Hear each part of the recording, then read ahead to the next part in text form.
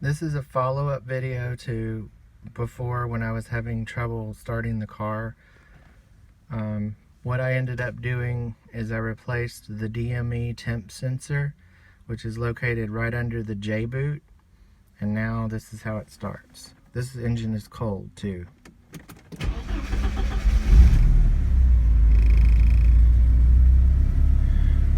When I ohm tested my DME temp sensor, it was completely out of range, which created an extremely lean fuel condition. And now everything works just like it's supposed to.